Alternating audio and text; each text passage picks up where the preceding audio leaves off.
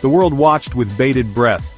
From the chimney atop the Sistine Chapel, a plume of white smoke ascended, piercing the Roman sky. This ancient signal, steeped in tradition, carried a profound message: a new pope had been elected. On this historic day, May 8, 2025, the Catholic Church embarked on a new chapter. The faithful gathered in St. Peter's Square erupted in cheers, their anticipation culminating in a collective roar. It was a moment of joy, hope, and anticipation for the future. The white smoke, a symbol deeply ingrained in the Catholic consciousness, marked the culmination of the Papal Conclave. This secretive gathering of cardinals, sequestered within the Vatican walls, had deliberated for 2 days. The weight of the decision rested heavily upon their shoulders. They carried the responsibility of selecting the 267th successor to St. Peter, the spiritual leader of 1.3 billion Catholics worldwide. As the white smoke dissipated into the clear sky, the bells of St. Peter's Basilica began to toll, their triumphant peal echoing across the city. The world waited with bated breath for the identity of the new pontiff to be revealed. The air crackled with anticipation. Who was this man chosen to guide the Church into the future? The conclave, a centuries-old process, is shrouded in tradition and secrecy. 133 cardinals under the age of 80, each a prince of the Church, were eligible to participate in this sacred election. They gathered in the Sistine Chapel, its magnificent frescoes serving as a backdrop for this momentous event. The cardinals were cut off from the outside world, their communications strictly limited to ensure the sanctity and confidentiality of the process. The required majority for election was 2/3 plus 1, meaning 89 votes were necessary to secure the papacy. The voting process itself was a solemn affair. Cardinals, in order of seniority, approached the altar one by one, their ballots clutched tightly in their hands.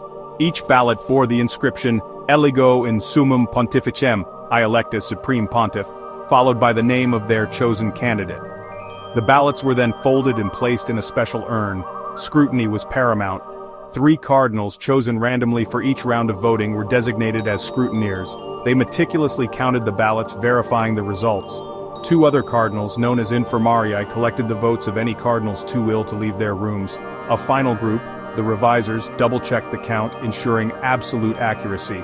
After each round, the ballots were burned.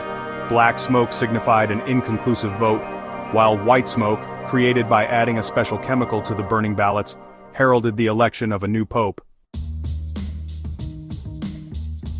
The 2025 conclave, while unique in its own right, resonated with echoes of past papal elections. The relatively swift election, concluding on the second day, mirrored the conclaves that elected both Pope Benedict XVI and Pope Francis. Benedict XVI's election took 4 rounds of voting, while Francis emerged as the victor after 5. These swift successions stood in contrast to the longer conclaves of previous eras. For instance, the election of John Paul II in 1978 required 3 days of voting. The average age of the last 10 popes at the time of their election was 67. This trend towards electing older popes reflects a desire for experience and continuity within the Church. However, the 2025 conclave presented a unique dynamic. Pope Francis, during his tenure, appointed a significant number of younger cardinals, injecting a sense of youthful energy into the College of Cardinals. This shift in demographics fueled speculation that a younger pope might emerge from the conclave. The historical context of the conclave added another layer of complexity. The Catholic Church, like any institution with a long and storied past, faces challenges in the modern world. The new pope would be tasked with navigating issues such as secularization, globalization, and the rise of new technologies. The weight of history rested heavily on the shoulders of the cardinals as they made their momentous decision. Pope Francis, during his papacy, left an indelible mark on the Catholic Church. His emphasis on social justice, interfaith dialogue, and environmental stewardship resonated deeply with many. He sought to create a more inclusive and compassionate church, one that embraced the marginalized and reached out to those on the peripheries of society. His influence was particularly evident in the composition of the College of Cardinals. Pope Francis appointed 80% of the cardinals who participated in the 2025 conclave. He significantly diversified the college, appointing more than 20 cardinals from countries that had never previously had a cardinal.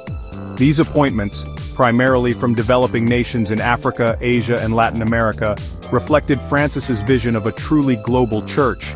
This emphasis on diversity fueled speculation that the new pope would continue Francis's legacy of outreach and inclusion. As the world awaited the identity of the new pope, one thing was clear: the Catholic Church stood at a crossroads. The decisions made by the new pontiff would shape the direction of the Church for years to come. The faithful, filled with hope and anticipation, prayed for a leader who would guide them with wisdom, compassion, and a steadfast commitment to the gospel message. The legacy of Pope Francis, the Pope from the end of the world, loomed large over the proceedings, a reminder of the transformative power of faith and the enduring message of hope that the Church carries into the 21st century.